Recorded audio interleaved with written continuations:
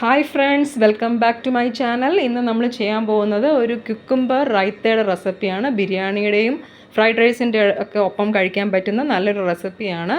ഇതിനാവശ്യമായ ഇൻഗ്രീഡിയൻസ് വളരെ കുറച്ച് ഇൻഗ്രീഡിയൻസ് മതി. നല്ല കട്ട തൈര് കുറച്ചൊരു ബൗളിലോട്ട് എടുക്കുക. അതിലേക്ക് നമ്മൾ ഗ്രേറ്റ് ചെയ്ത് വെച്ചിരിക്കുന്ന ക്യുക്കുംബർ, നമ്മുടെ ഇഷ്ടാനുസരണം നമുക്ക് തൈരും ക്യുക്കുംബറും ഒക്കെ എടുക്കാം. പ്രത്യേകിച്ച് അളവൊന്നുമില്ല. അതിലോട്ട് ചേർക്കുക. പിന്നെ നമുക്ക് ടേസ്റ്റിന് ആവശ്യമായിട്ടുള്ള ഉപ്പിട്ട് കൊടുക്കാം.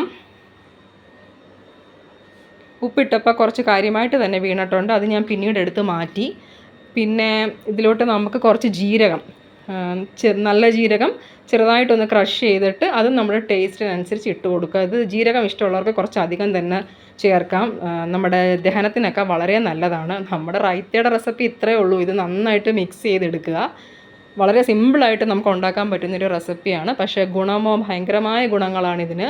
തൈരെന്ന് പറയുന്ന പ്രിബയോട്ടിക്കാണ്. എല്ലാ ദിവസവും നമ്മൾ കുറച്ച് തൈര് ഉച്ചയൂണിനോടൊപ്പം കഴിക്കുന്നത് വളരെ നല്ല കാര്യമാണ്. രാത്രിയിൽ തൈര് കഴിക്കുന്നത് നല്ലതല്ല, കഫക്കെട്ടുണ്ടാക്കും. ഇതൊക്കെ എല്ലാവർക്കും അറിയാവുന്നതാണ്. എങ്കിലും ഞാനൊന്ന് പറയുവാണ്. ഇതിൻ്റെ കൂടെ പച്ചമുളക് വേണമെന്നുണ്ടെങ്കിൽ ചേർക്കാം.